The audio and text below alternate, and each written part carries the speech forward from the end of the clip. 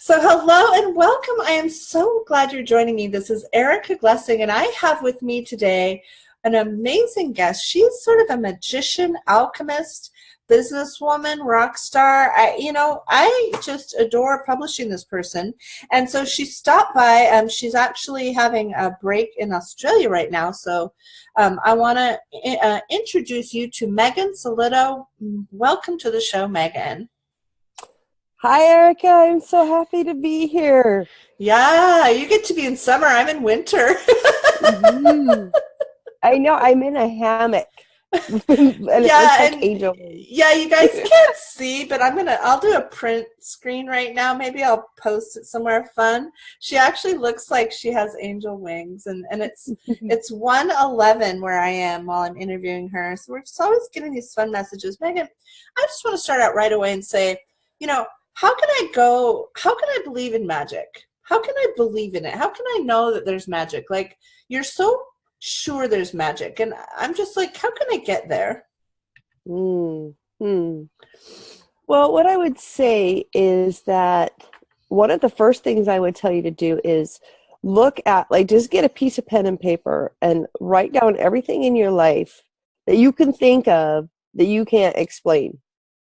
Like why it happened, when it happened, and so showed up at the road show and he was 100 miles away and he wasn't supposed to be there, and those kinds of things that happen all the time that Wow. can't be explained in any kind of linear way. And I've never Yeah. met anybody that doesn't have at least a half a dozen of those, if Wow. not like hundreds of those. And one of the things that I like to say is that, like, if you start focusing on that, if you start writing that down, you'll start to see where it's happening more and more and more. And it's like, Wow. oh, wow, it's everywhere and it's part of me. And it's only not magic when I'm like refusing for it to be magic. It's like, it's almost like you would have to prove to me why magic doesn't exist. Like you, you know? I love that. I was just on a call with someone, and I've been resisting this new podcast that's been showing up for me to create. And right all synchronistically at the same time, my sound engineer who lives in Serbia, I think, he's a rap guy and he loves music with me, and he's been doing my Erica Glessing show, and he sent me a new music intro for it. And then I have a woman in England who does my graphic design for the podcast logo. She sends me that all at the same time. A rock star who's crossed over is sending me messages for the podcast. It was like all three of those things happened in the last 20 minutes without any like you just explained. So how magic is that, right? Mm-hmm. Absolutely. Wow, that is so cool. Wow. And I love what you said about nonlinear. When we're looking at entrepreneurs and light workers, and the listeners to the show are often looking at, how do I build my business where I can have my integrity, you know? And you're Mm-hmm. just someone that I see as a rock solid in the integrity factor checklist. Mm. It Thank almost is you. like something that you just are, and I don't even know if you try. But if you could share with us, like, how do we get into joy in that business space? Like, how do we marry those things? Mm. Well, something that I really, uh,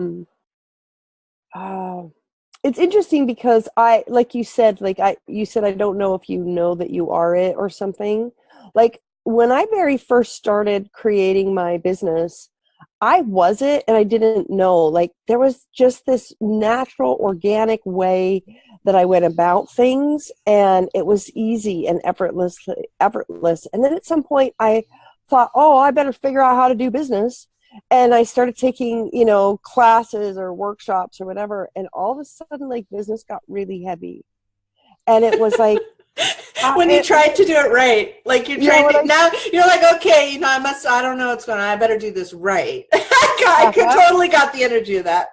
Yeah, I got to figure out how to do this right because, if I want to be a real business person, I bet I got to quit my crazy ways or whatever. Like I felt almost like I lucked out in doing it the way that I had done it. And I thought, okay, now I got to go learn proper business. Oh my gosh, And huh? I just really want to pause on that when, because what Megan just said, if anybody, she said it kind of fast. So if it snuck by you, I'm going to slow this train down. I'm doing a little slow-mo. You know how like they show it like on an action movie when it's really exciting, they show it again in slow-mo, right? Like a basketball turnaround 360 dunk.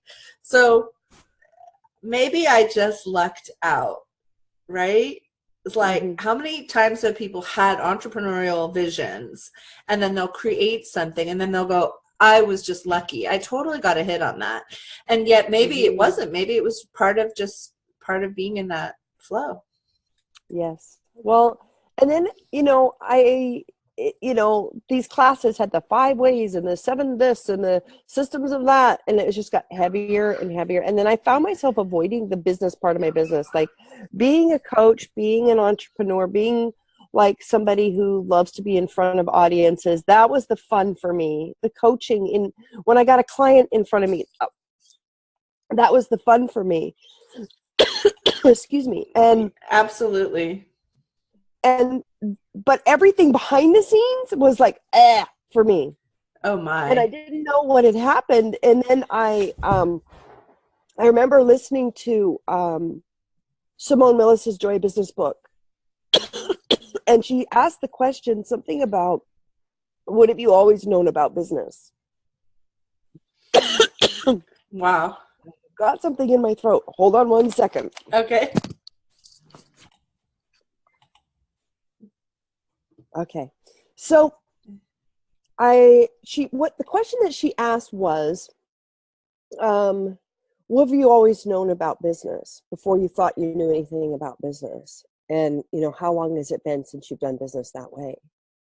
And I was like, I just had this huge aha. I was like, oh, like I just followed the energy. Like when I didn't know what I was doing, you know, I just followed the energy. And I remember when my very first modality was something called rapid eye therapy. And I basically would go to coffee shops, I would go to bookstores, I would go wherever felt good to me. I had my one day at my office that I would work, work quote, like Yeah. and do Yeah. work on the business. And then the other days I would follow the energy, and that's where my first clients came from. I never set out to get clients that way. It just, I would follow the energy of where I was supposed to go that day.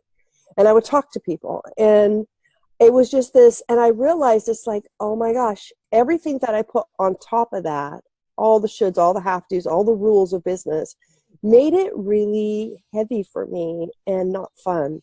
And when I went, wait, like I I follow the energy and stuff happens, and my business grows and builds. And that doesn't mean I don't have systems. That doesn't mean that I don't, because when I follow the energy, it's time for a system. It comes in.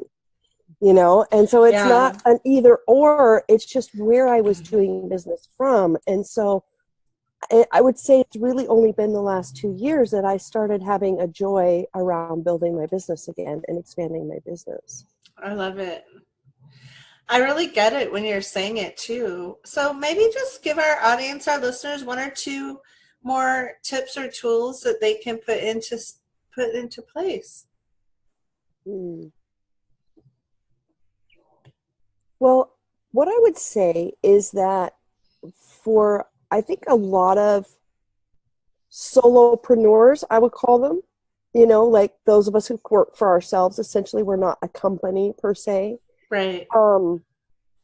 Like we oftentimes, the thing we do that we love, i.e. like readings or coaching or the art or whatever it is that we do that we love, I Mm-hmm. mean, it's oftentimes we look at the business as the necessary, like to get us clients, to get us whatever. I did. Like I'll admit Yeah. that. And Yeah. what I would say is ask what would be as fun as what I do, i.e. coaching or facilitating, Right. that would help me grow my business. Like, how could the process of creating a business be as fun as where I'm trying to get to? Because if the building part isn't fun, you're in trouble, because that's where most of your time is spent. I remember I went up to Oregon one time. It was during, they were building the Oregon Children's Museum in Portland. Mm-hmm. And it was part of my job. I worked for a high-tech company that had a museum. They were going to build a museum, so they wanted us to go up and visit the one in Portland and support the creation of that one. So I went up there, and the architects rolled out this big white paper, and it had fun little caricatures of people like peeking down at things and little kids like playing with things. So they're building the museum, and they go, you know what? If we're not going to have fun building a children's museum, how are children going to have fun going there? And so the architects were in that full state of play. It was really interesting. It really sanctions what you just said. Mm-hmm. Well, and you said a key word there, which is play. And to me, that is the core of true creation, is play. Yeah. And if you're just suffering to create a business, then kind of what's the point? The result will never make up for a lifetime of suffering. Oh my goodness, Megan, I could just talk to you like 24/7, but we're coming up on the close of our interview. So let us know maybe one or two things you're up to, what people can hire you for, and then if you where we could find you and get more Megan. Thank you.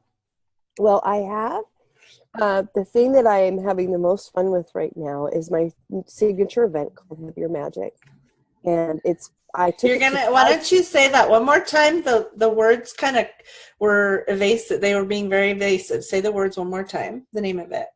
Yes. Live Your Magic. Okay, cool. Live Your Magic. Love it.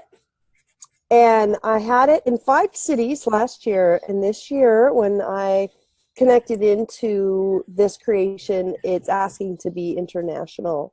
Woo, baby. So I have looking at New Zealand, Maui, Australia, the UK for the event to be in this year, and I'm super excited by that.